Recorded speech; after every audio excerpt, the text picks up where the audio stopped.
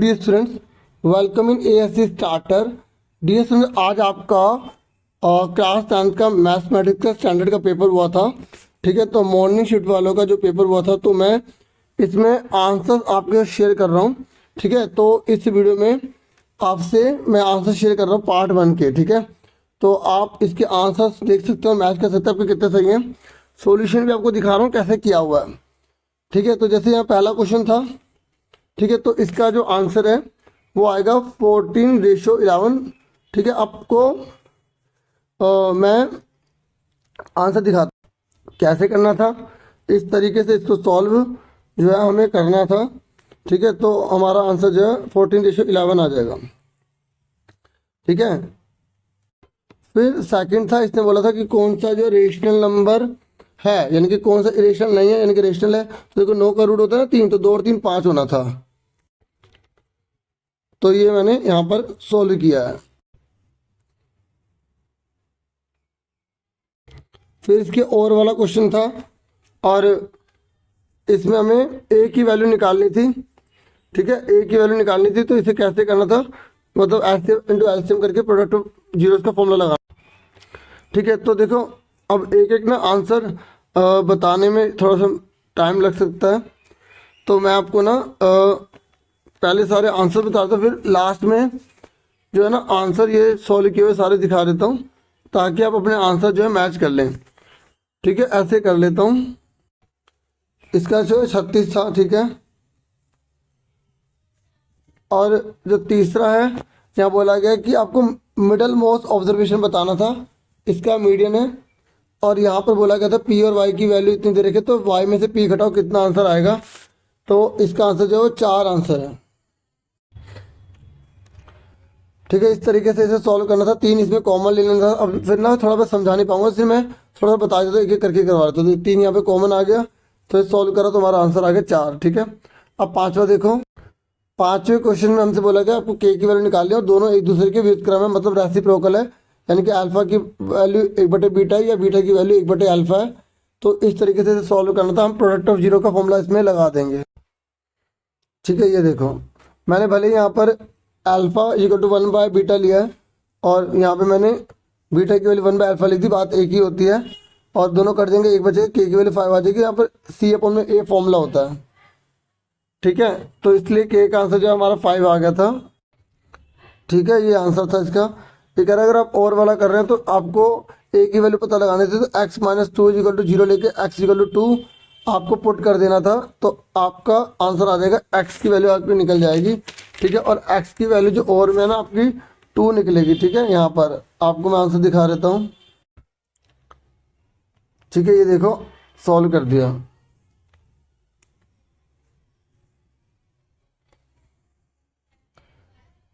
x की value कितने निकले, 3 निकले डियर।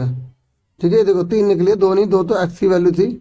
a की वैल्यू निकालनी थी ना, a की वैल्यू 3 आ गई। कितनी आ गई? 3। ठीक है, x की वैल्यू तो हमारी 2 आ गई, और a की वैल्यू निकाली तो 3 आंसर आएगा इसका। ठीक है, मैंने आपको इसका आंसर भी दिखा दिया करा हुआ। और छठे क्वेश्चन में आपसे बोला गया था कि सरकमफ्रेंस की आपको रेशियो निकालनी है। तो सरकमफ्रेंस की जो रेशियो है ना, उसका आंसर है 5:4 है। ठीक है, ये आंसर है डी। मैं आपको दिखाता हूँ कैसे। तो पहले एरिया के हमने रेशियो ले ली, फिर हमने आर की रेशियो बना ली 5:4, और फिर सरकमफ्रेंस के फॉर्मूले में पुट कर दिया, और तो ये तो कट गए, तो ये बचा, ये आंसर आ गया। ठीक है, उसके बाद नेक्स्ट है, उसके बाद यहाँ बोला गया था कि 11 संख्या को माध्य इतना है, 6 संख्या को इतना, अंतिम का इतना।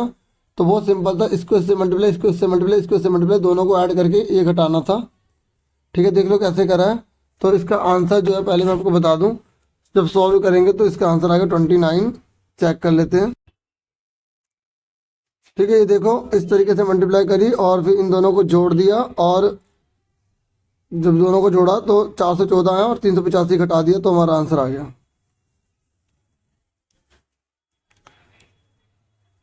अब उसके 8वां देखो।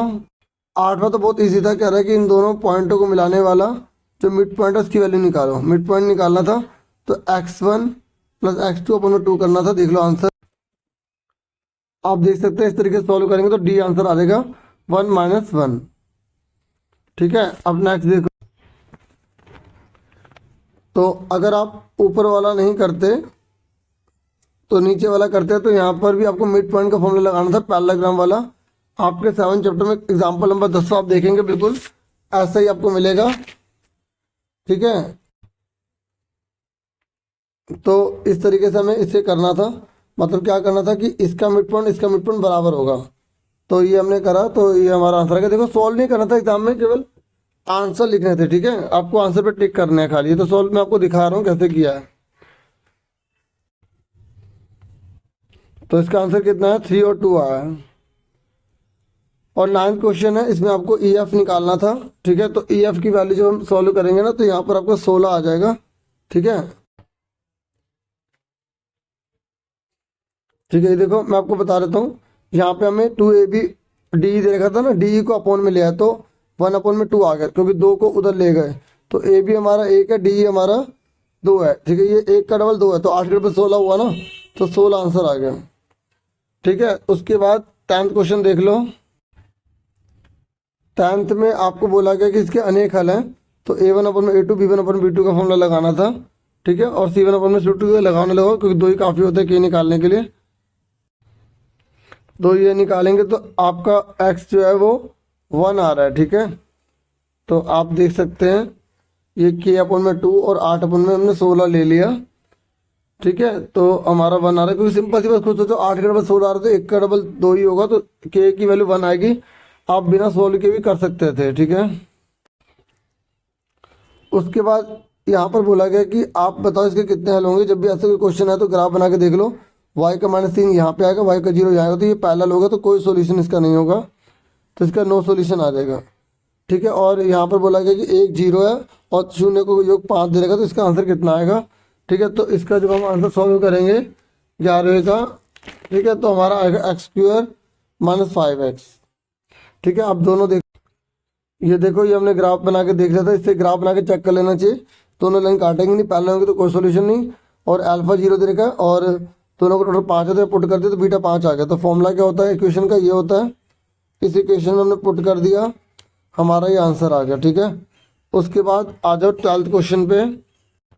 12th क्वेश्चन में बोला गया कि इन दोनों बिंदुओं को जोड़ने वाला रेखाखंड एक्स अक्ष के आंतरिक में किस अनुपात में विभाजित होगा। आपको रेशियो निकालने थे, रेशियो m1 और m2 वाले। ठीक है बेटा, जब एक्स एक्सिस बोलते हैं तो y की वैल्यू लगा के फॉर्मूला लगा देते हैं। y का फॉर्मूला ये होता है।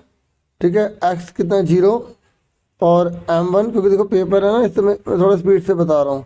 ये इस तरीके से लिख दिया, y की जगह y लिखेंगे और ये उधर जाके क्या बन जाएगा 0। और जब इसको सॉल्व करेंगे देखो माइनस का 3m1 प्लस का हो जाएगा, उधर जाएगा और इस तरीके से ये बट्टे में चला जाएगा, ये बट्टे में चला जाएगा, तो 2:3 आ जाएगी। ठीक है, तो हमारा ये आंसर है 2:3 आ गया। उसके बाद कह रहा है जोड़ने पर 12 आता है, घटाने पर 6 आता है। तो बताओ, देखो जोड़ने पर 12 आता है और घटाने पर 6 आता है, तो कौन सी रकम होगी जो जोड़ने पर 12 और घटाने पर 6 लाती होगी। तो सिंपल सी बात 9 और 3 ही होंगे, क्योंकि जोड़ने पर 12 होता है, घटाने पर 6 आता है। तो कुछ चीज़ें माइंड में सोच लेनी चाहिए, और बड़ी संख्या पूछी तो 9 आंसर आ जाएगा। फिर आपसे बोला गया कि अगर परिधि और व्यास का अंतर इतना है तो परिधि निकालिए। ठीक है, तो देख लो इसको, ये तो आप इक्वेशन बना के भी कर सकते हैं, मैंने आपको बता दिया था इसका। ठीक है, और परिधि और हमें व्यास का, व्यास मतलब 2r अंतर दे रखा, तो दोनों में 2r कॉमन ले लिया, पाई -1 बचा। और उसके बाद पाई की वैल्यू 5/7 खोल दी, एलसीएम ले लिया और 22 से 15 के कितने बचे, 12 में 7 के 5, 15 आ गया। और ये उधर जाके उल्टा हो जाएगा, तो हमारा r जो है वो देखो ये 7/15 हो गया, ये 2 गुणा वाला भी भाग हो जाएगा। तो 15 से 45 कर दिया, 7 से 21/2 आ गया। फिर हमने क्या करा, इसमें पुट कर दिया 66। ठीक है, 66 आ गया हमारा।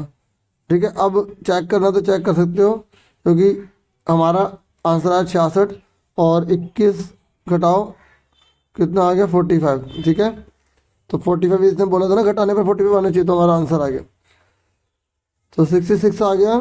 उसके बाद नेक्स्ट क्वेश्चन देखो। नेक्स्ट क्वेश्चन में आपसे बोला गया कि साइन अल्फा प्लस बीटा 0 दे रखा है, कोस अल्फा माइनस बीटा निकालो। तो अब देखो alpha plus beta equal to sine दे रखा है, तो साइन 0 के बराबर ही होता है, तो यहाँ पे साइन कट जाएगा, तो अल्फा प्लस बीटा की वैल्यू 0 आ गई, यानी कि अल्फा बराबर क्या आ गया माइनस का बीटा आ गया। और कोस अल्फा की जगह माइनस का बीटा लिख दिया, माइनस का बीटा लिख दिया, तो कोस माइनस का 2 बीटा, और कोस माइनस बीटा होता है कोस 2 बीटा। वैसे देना नहीं चाहिए था इन्हें, लेकिन दे दिया तो कोई दिक्कत नहीं, ठीक है। और अब एक बात और सुनो, जब हम यहाँ पे कोस 2 बीटा बोल रहे हैं तो यहाँ पर हमें वो नहीं दे रखा, तो हम बीटा की जगह ले लेंगे अल्फ़ा, क्योंकि वो उसके बराबर है। तो यहाँ पर हम सी पे टिक कर देंगे, क्योंकि अल्फ़ा जो है वो माइनस बीटा के बराबर है, ठीक है। जैसे आप देख सकते हैं अल्फ़ा जो है माइनस बीटा के वो है ना, तो जैसे मैंने यहाँ पे अल्फ़ा की जगह बीटा लिया है, तो हमें बीटा वाला को ऑप्शन दे नहीं रखा, तो हमें अल्फ़ा वाला दे रखा, तो अल्फ़ा वाला आंसर हो जाएगा, क्योंकि बीटा की जगह पुट करेंगे तो माइनस का अल्फ़ा पुट करेंगे, माइनस माइनस कट जाएगा, तो कोस 2 अल्फ़ा आ जाएगा आंसर, ठीक है। ठीक है, तो इसका आंसर कोस 2 अल्फ़ा है, इसका आंसर सी है। उसके बाद आपसे पूछा गया था कि इनमें से कौन सी सिचुएशन बिल्कुल करेक्ट है 16वें क्वेश्चन में। देखो क्वेश्चन को पढ़ के करना था, हमें 45 दे रखा है, 45 क्योंकि सिमिलर दे रखा था, उसके हिसाब से 100 है, ये 100 होगा, ये 35 है। अब देखो हमें 7 का डबल 14 दे रखा, तो 8 का डबल 16 हो जाएगा, तो हमारा डी 16 निकल गया, और एफ जो है 100 है, तो ये डी सिचुएशन सही है, तो डी इसका आंसर आ जाएगा, ठीक है। इसका आंसर क्या आएगा, डी आएगा। और देखो कैसे पता लगाते हैं कौन किसके बराबर है, तो ए बी लिखा है, तो ए बी डी एफ वाला लेंगे, बी सी एफ बी वाला लेंगे। अगर एंगल की बात करें तो ए वाला एंगल डी के बराबर होगा, बी वाला एफ के, और सी वाला ई के, ऐसे पता लगाते हैं। और एक ट्रायंगल का टोटल 180 होता है ना, तो 2 पता थे, तो तीसरा हमने 180 में से जो है ना घटा के निकाले, 45 और 35 को जोड़ा, कितना होता है 80 होता है, और इसलिए 100 आया था, ठीक है। उसके बाद बोला गया कि ये त्रिभुज जो है ना वो कौन से प्रकार का है, तो देखो डियर स्टूडेंट्स, ये दोनों तो बराबर होती हैं, और ये वाला एंगल इसके बराबर है, ये वाला एंगल इसके बराबर, और ये इसके बराबर है, तो ये दोनों बराबर हुए। जब ये दोनों बराबर होते हैं तो एक ट्रायंगल में जब साइड ये एंगल बराबर होता है अपोजिट, तो साइड भी इनकी बराबर होती है, तो इसे बोलेंगे आइसोसेलेस ट्रायंगल। तो डियर स्टूडेंट मैंने आपको पहला पार्ट करवा दिया, बाकी आंसर की आ जाएंगे इसके ऑफिशियल, तो मैं उसी के आंसर सारे दिखा दूंगा, क्योंकि इनको करने में टाइम लग जाएगा और इतना भी टाइम अवेलेबल है नहीं। आप वीडियो को लाइक, चैनल को सब्सक्राइब करें, ठीक है। मैं स्कूल के रिगार्डिंग बहुत सारी वीडियोस बनाता हूँ, ठीक है। आप मुझे मोटिवेट कर सकते हैं, आप चाहे तो चैनल को ज्वाइन भी कर सकते हैं। ऑफिशियल आंसर आपको शाम तक मैं प्रोवाइड कर दूंगा, मतलब कोशिश करूंगा, मैं पहले मतलब कंफर्म नहीं, पूरी कोशिश करूंगा आपको प्रोवाइड करने की, ठीक है डियर स्टूडेंट्स। और थैंक यू फॉर वॉचिंग। ये बाकी मैं पूरा पेपर दिखा रहा हूँ, क्योंकि जो मॉर्निंग शिफ्ट वाले हैं उन्होंने तो पेपर अपने देख ही लिया, इवनिंग शिफ्ट वाले पेपर देख के आइडिया ले सकते हैं कि मॉर्निंग वालों का पेपर कैसा आया था, ठीक है। और मॉर्निंग वाले कमेंट कर सकते हैं कि उनको पेपर ये कैसा लगा, ठीक है। और बेसिक वाले जो हैं वो भी पेपर को जरूर करा करें, क्योंकि थोड़ा उनको और एक्सपीरियंस इससे मिलेगा, ठीक है। आज के लिए इतना बहुत है dear, thank you, thank you for watching and listening carefully. वैसे क्वेश्चन बहुत सारे, मैं अब सिर्फ वीडियो दिखाऊंगा और अब कुछ नहीं कह रहा, ठीक है।